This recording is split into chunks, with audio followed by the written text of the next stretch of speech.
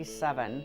A friend of mine in Minneapolis was having an art hat show, and Kathy Corby, who the Grace Foundation is in honor of, and I and a few other friends went up to see the show.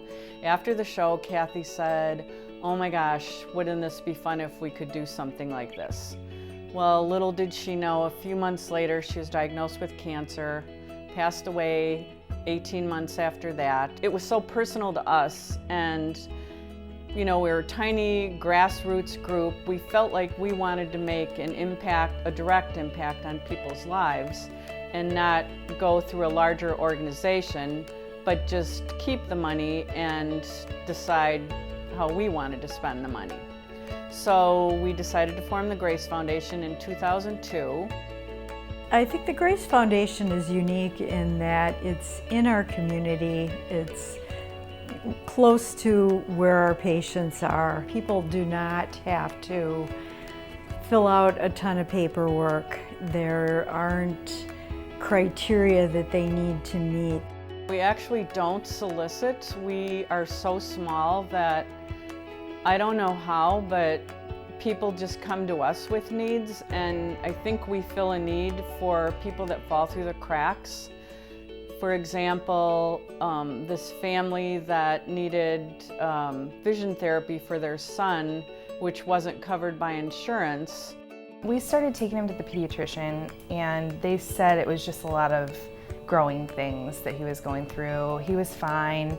He kept getting different prescriptions for glasses, and that's when I started taking him to the chiropractor because I just felt like his balance was off, that kind of thing. And that's when she suggested doing vision therapy. We didn't even seek the help, they actually found us. We didn't even request help. I guess they just stumbled upon the GoFundMe page that we had set up because financially we wouldn't have been able to make the vision therapy happen. He has benefited greatly from the generosity of the organization, and I think, yeah, we're super thankful. I attended the very first garden party. It was at the Neal and Walker House, and it was magical. And I did an art piece for that one. It was so much fun, and everybody was just wonderful. I'm a florist, and so I have a little creative background.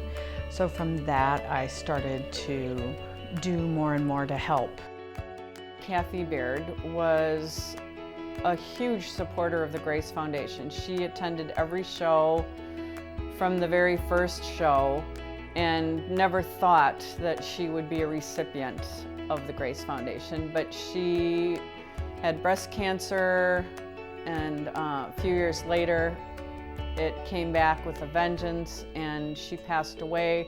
Her son Brian also attended some of the events with his mom.